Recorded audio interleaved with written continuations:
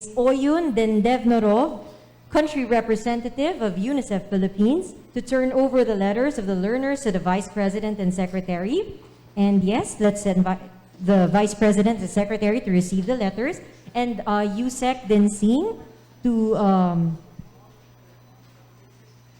assist the Honorable Vice President.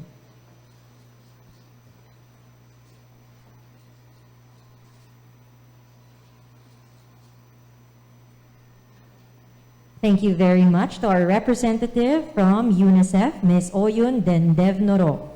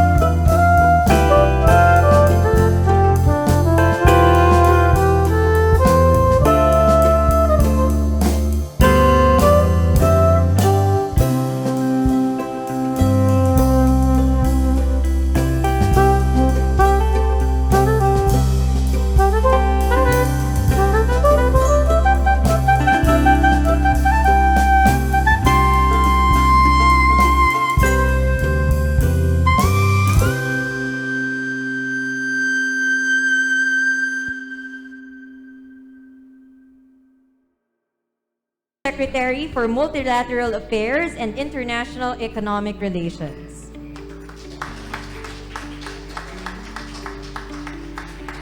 Now may we invite our partners to come up on stage for a picture taking with the Vice President and Secretary.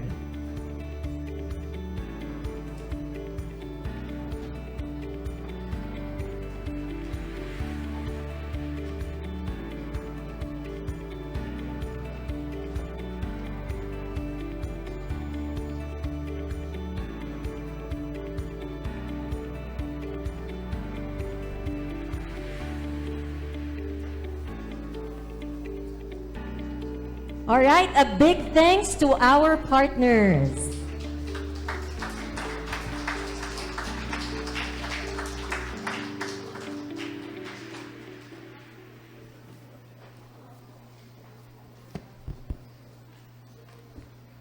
Ladies and gentlemen, the Vice President of the Republic of the Philippines and Secretary of the Department of Education, Honorable Sara Duterte.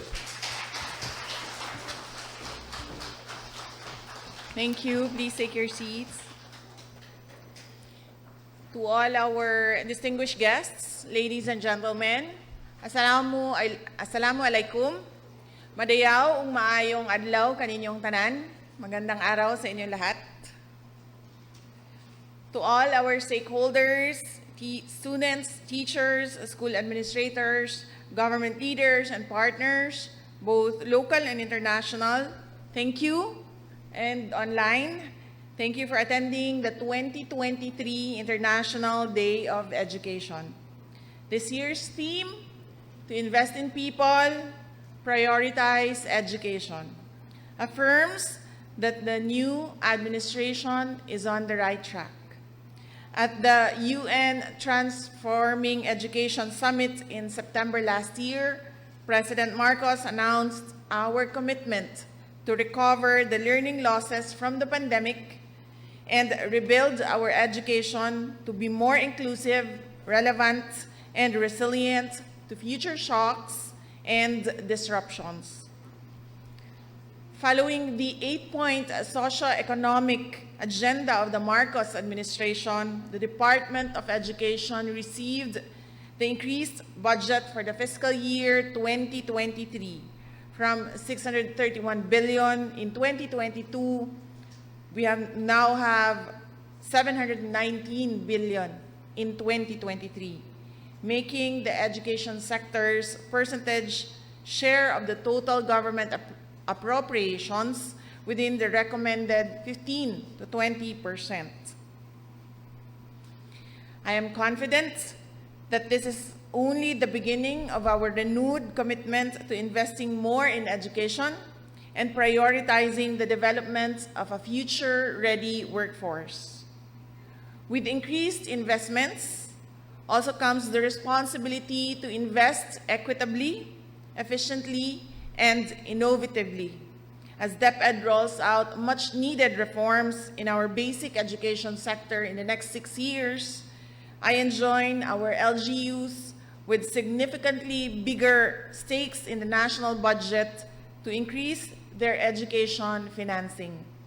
With the implementation of Executive Order 138, LGUs should be able to support school-based and community-based programs such as remediation and enrichment activities.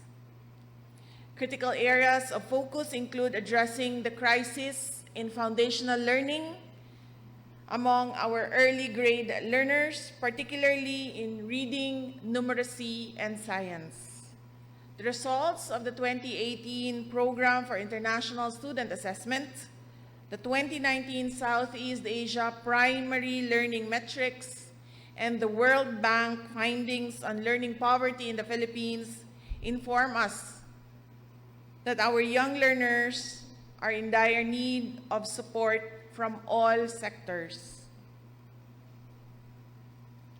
While I have called upon our librarians, literacy advocates, and LGUs to create innovative reading programs, parents, teachers, and the community have important roles to play to ensure that our early grade learners can read and have opportunities to develop their comprehension skills.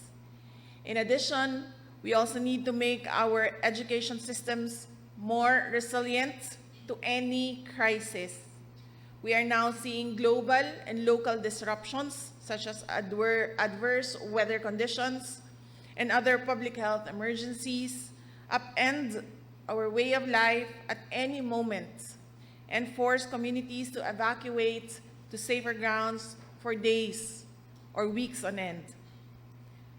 As we teach our children and youth to be climate ready and ultimately become independent learners, it is important that schools and communities have systems that they can tap into to enable Filipino children and youth to access education during times of crisis. We are also fully committed to improving our learning environment to develop our learners' full potential.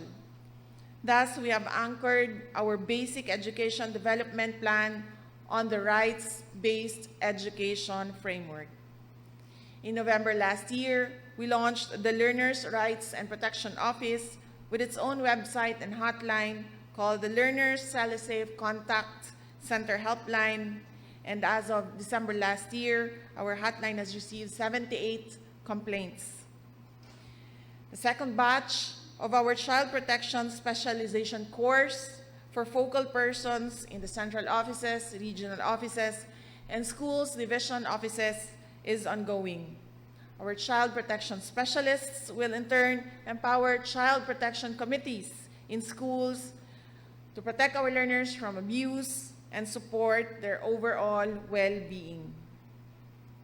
We are pleased to say that the review of our senior high school program is underway. We hope that reforms can be introduced to better prepare our senior high school graduates for employment. Education is the driving force behind a country's growth and development. And with more than 30 million young people, the largest in our country's history, we are poised to benefit from this demographic dividend. However, Filipino youth are confronted by many issues, including drug addiction, violent extremism, climate change, human trafficking, gender equality, inclusion, and sustainable development, apart from all forms of abuse. These challenges are a call to collective action as we continuously raise awareness and find ways forward on concrete plans that will urgently address the concerns of young Filipinos in difficult circumstances. Let us work together to ensure that our education system empowers our young people to navigate life's challenges with 21st century skills, resilience, leadership, and strength of character as they join us in reshaping and rebuilding a better and stronger Philippines.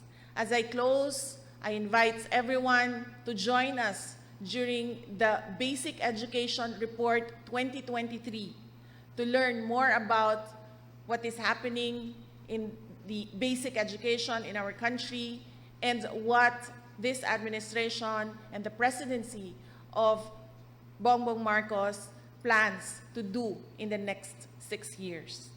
Shukran.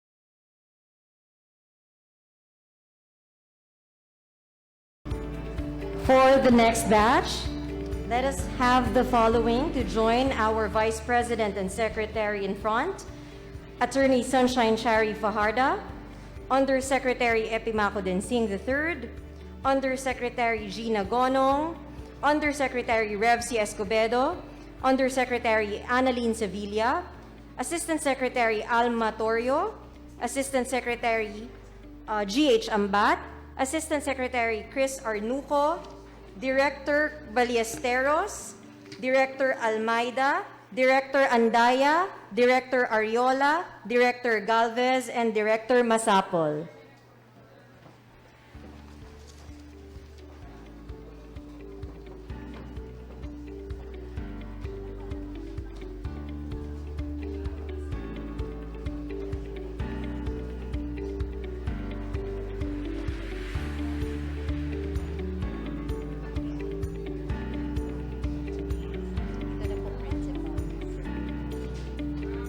While waiting, may we ask the following to please get ready: Mr. Lutgardo P. Cruz, Dr. Nympha Narcisse, Mr. Dennis T. Alex, Ms. Melvina S. Tarcena, Ms. Wilma P. Soriano, Ms. Junie P. Serot, Mr. Allen P. Saure, Mr. Juan Amormio Cabardo, Ms. Wilma Olive Manio, Mr. Elmer Ariate, Ms. Josefina A. Almares, Mr. Lloyd Tulaylay, Mr. Elmer Ariate Jr., I was called already. All right, please proceed here in front.